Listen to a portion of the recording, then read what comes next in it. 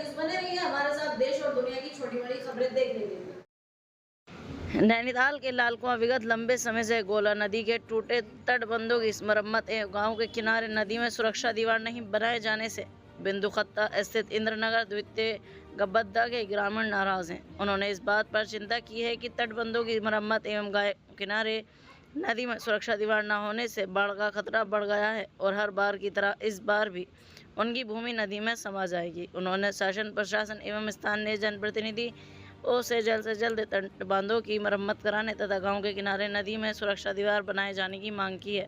इधर मौके पर पहुंचे कांग्रेस के वरिष्ठ नेता कुंदन सिंह मेहता ने गोला नदी के समीप बसे कई गांवों का निरीक्षण किया। इसके बाद ही उन्होंने गोला नदी में लंबे समय से टूटे पड़े तटबांधों का भी निरीक्षण किया है। इस दौरान उन्होंने स्थानीय जनप्रतिनिधियों पर आरोप लगाते हुए कहा कि आगामी 20 जून से मानसून सीजन शुरू होने वाला है। ऐसे में गोला नदी से बिंदुखत्ता को बचाने के लिए स्थानीय जनप्रतिनिधियों और प्रशासन ने किसी तरह की तैयारी नहीं कर रखी है।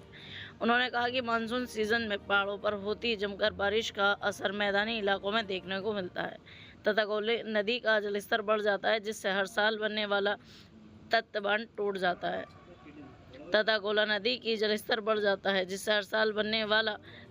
टूट जाता है जिसके चलते आसपास के गांवों में नदी की चपेट में आ जाते हैं। उन्होंने कहा कि बीते कुछ सालों में गोला नदी ने इंद्रनगर द्वितीय गद्दा में बहुत नुकसान पहुंचाया है। अल्दोनी में यहां ईंटों की रेड फिर गरमाई। चर्चा है हजारों करोड़ डॉलर के इंटरनेशनल ड्रग्स किंग्स की तरह यह स्टोरी है। यहाँ के लोगों की कई एकड़ जमीन पानी में बह गई तथा लोगों के पक्के मकान भी पानी में बह गए। हर साल नदी के पास बसे ग्रामीणों का भारी नुकसान झेलना पड़ता है। इसके बावजूद भी शासन अपनी आंखें मूंदे बैठा हुआ है। उन्होंने कहा कि शासन प्रशासन किसी बड़ी घटना का इंतजार कर रहा है, जो अब तक भी इस बांध पर कार्रवाई नहीं की गई है और यहाँ बांध की दीवारें नहीं बनी। ये 8 दिन में कुछ भी काम नहीं है। इनकी भारतीय जनता पार्टी की जुमलेबाजी है। जो भी यहाँ पर जनता ने जो जिन प्रतिनिधियों को चुना हुआ है, चाहे सांसद महोदय हों या विधायक, उन लोगों को गुमराह कर रहे हैं और यहाँ पर एक भी तटबंध उन लोगों ने आज तक न बनाए न कुछ किया।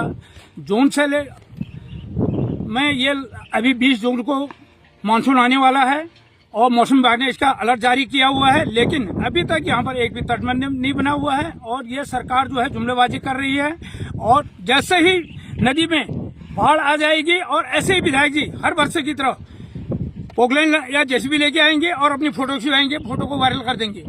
तो ये इनका हमेशा का बना हुआ है। लोगों को गुमराह कर रहे हैं और लोग यहाँ पर डरे हुए हैं। तो सरकार को ये नहीं कहना चाहिए, बहुत गलत बात है। मैं सरकार की बिल्कुल इससे कड़े शब्दों में निंदा करता हूँ इस चीज की। और सरकार जनता के लिए होती है। जब ये चुनाव के लिए आते हैं तब तो घर घर जाके कहते हैं कि बिंदुखत्ता को राजस्व बनाएंगे, यहाँ गौशाला बनाएंगे, प्लान करेंगे और आपको बाढ़ सुरक्षा देंगे, यहाँ पर तटबंध बनाएंगे। और आज कह रहे हैं तुम खुद जवाबदार होगे, तटबंध क्यों नहीं बना रही है? इसके लिए हम लोग अगर तटबंध नहीं बने और लोग कोई बह गए, यहाँ पर हजारों की संख्या में लोगों के घर बर्बाद हो रहे हैं, हजारों की ये लोगों की जमीनें बह गई एकड़ों के हिसाब से।